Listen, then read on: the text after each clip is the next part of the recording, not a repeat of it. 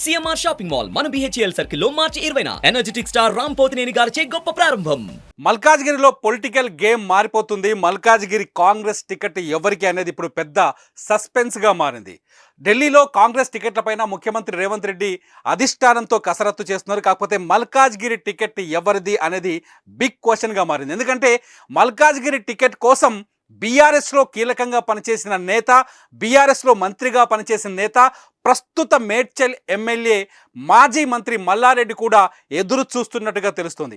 మల్లారెడ్డి కొడుకు భద్రారెడ్డికి బీఆర్ఎస్ నుంచి మల్కాజ్గిరి టికెట్ ఇస్తారని చెప్పేసి కొంతవరకు ప్రచారం జరిగింది. భద్రారెడ్డి పేరే కన్ఫామ్ కాబోతుందని చర్చ జరిగింది. మల్లారెడ్డి కూడా తెలంగాణ ఎన్నికలు జరిగిన తర్వాత, తెలంగాణ అసెంబ్లీ ఎన్నికలు జరిగిన తర్వాత అనేక సార్లు మల్లారెడ్డి కూడా ఈ విషయాన్ని చెప్పారు. అధిష్టానం పోటీ చేయమంటే తాను కూడా ఎమ్మెల్యే పదవికి రాజీనామా చేసి పోటీ చేస్తానని చెప్పారు.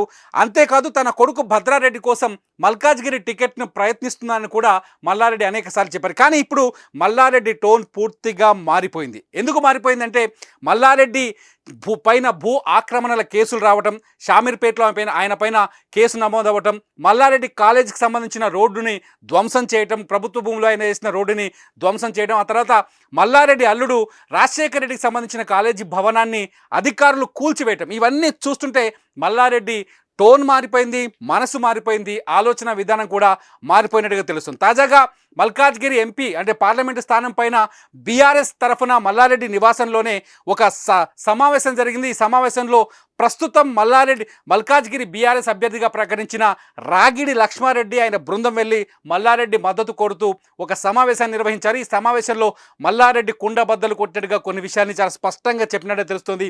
తాను మల్కాజ్గిరి నుంచి ఇక ఎన్నికల బరిలోకి అంటే బీఆర్ఎస్ తరఫున ఎటువంటి కార్యక్రమాలకి ముందుకు రాను అనే ఆలోచన విధానాన్ని వ్యక్తం చేసినట్టుగా తెలుస్తుంది. ఇదంతా చూస్తుంటే ముఖ్యమంత్రి రేవంత్ రెడ్డి ఎవరైతే ఇప్పటివరకు మల్కాజ్గిరి పార్లమెంటు స్థానానికి ఎంపీగా ఉన్నారో, ప్రస్తుతం తెలంగాణ ముఖ్యమంత్రిగా ఉన్నారో, రేవంత్ రెడ్డికి మల్లారెడ్డికి మధ్య కొంతకాలంగా జరుగుతున్న వారి నేపథ్యంలో మల్లారెడ్డి పూర్తిగా లొంగిపోయారా అనే విధంగా ఆయన వ్యాఖ్యలు కనిపించాయి. ఎందుకంటే తాను పార్ట్ టైం పొలిటీషియన్ అని, తాను రాజకీయాల్లోకి కేవలం తన వ్యాపార లావాదేవీల అంశాలపైన సమస్యలు ఉంటే పరిష్కరించుకోవడం కోసం మాత్రమే వచ్చానని, తనకు ఇప్పుడు అధికారంలో ఉన్న పార్టీలతోనే పనుంటుందనే యాంగిల్లో మల్లారెడ్డి మాట్లాడడానికి తెలిసింది. అంతా చూస్తుంటే కాంగ్రెస్ అభ్యర్థి ఎవరవుతారు మల్కాజ్గిరికి అనేది ఇప్పుడు పెద్ద క్వశ్చన్గా మారింది. అంటే మల్లారెడ్డి త్వరలోనే కాంగ్రెస్ పార్టీలో చేరతారు అని ఆయన అనుచరులు కూడా ఫిక్స్ అయినట్టుగా తెలుస్తుంది. రేవంత్ రెడ్డికి లొంగిపోవడం తప్ప మరో ఆప్షన్ లేదు అని మల్లారెడ్డి ఆలోచనకు వచ్చినట్టుగా తెలుస్తుంది. ఈ నేపథ్యంలోనే ఆయన బెంగళూరు వెళ్ళి కర్ణాటక ఉప ముఖ్యమంత్రి డీకే శివకుమార్ని కలిసి ఇదే విషయాన్ని చెప్పినట్టుగా తెలుస్తోంది. డీకే శివకుమార్ ద్వారా రేవంత్ రెడ్డిని లైన్లో పెట్టాలనే ఆలోచనలో ఉన్నట్టుగా సమాచారం అందుతుంది. ఇదన్నింటి నేపథ్యంలో డీకే శివకుమార్ ఒకవేళ చక్రం తిప్పితే మల్కాజ్గిరి ఎంపీ టికెట్ని ఆయన కుమారుడు మల్లారెడ్డి కుమారుడు భద్రారెడ్డికి ఇచ్చే అవకాశం కూడా ఉందని చెప్పేసి రాజకీయ విశ్లేషణలు తెరపైకి వస్తున్నాయి. భద్రారెడ్డి ఇప్పటికే రాజకీయాల్లో క్రియాశీలకంగా పాల్గొంటున్నారు. భద్రారెడ్డి సతీమణి కూడా పొలిటికల్గా ఆమె కొన్ని సేవా కార్యక్రమాలు చేస్తున్నారు. మల్లారెడ్డి కాలేజీల వ్యవహారాలన్నీ చూస్తున్నారు. మల్లారెడ్డి మెడికల్ కాలేజ్కి ఆయన సతీమణి డీన్గా పనిచేస్తున్నారు. వీళ్ళందరూ చూస్తూ ఈ నేపథ్యంలో మల్కాజ్గిరి టికెట్ భద్రారెడ్డికి ఇచ్చే అవకాశాలు ఎక్కువగా ఉన్నట్టుగా రాజకీయ విశ్లేషణలు తెరపైకి అయితే వస్తున్నాయి. భద్రారెడ్డికి కాంగ్రెస్ టికెట్ ఇస్తే ఇప్పటికే బీఆర్ఎస్ నుంచి భద్రారెడ్డి పోటీ చేయనని చెప్పారు. ఆల్రెడీ బీఆర్ఎస్ నుంచి రాగిడి లక్ష్మారెడ్డి పేరుని ఫైనల్ చేశారు. ఇటు బీజేపీ నుంచి ఈటల రాజేందర్ పేరు ఫైనల్ అయిపోయింది. ఇప్పటికే బీజేపీ అభ్యర్థులు ఖరారు అయ్యారు. అయితే కాంగ్రెస్ అభ్యర్థి ఎవరు అనే ప్రశ్న ఇప్పటికీ క్వశ్చన్గానే ఉంది. అయితే కాంగ్రెస్ నుంచి అనేక మంది మల్కాజ్గిరి సీటు పైన ఖర్చీఫ్లు వేసుకొని ఉన్నారు.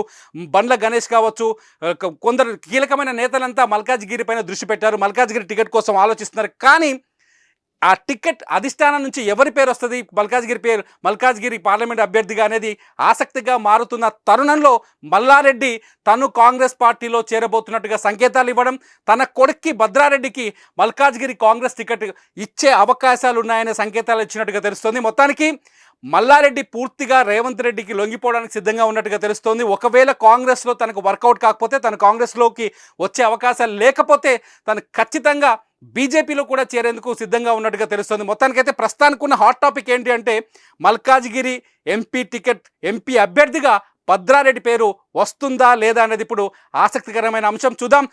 ఇవాళ రేపో కాంగ్రెస్ అభ్యర్థుల పేర్లు తెరపైకి బయటకు రానున్నాయి. అధిష్టానం ప్రకటించనుంది. మల్కాజ్గిరి ఎవరికి ఇస్తారో చూద్దాం.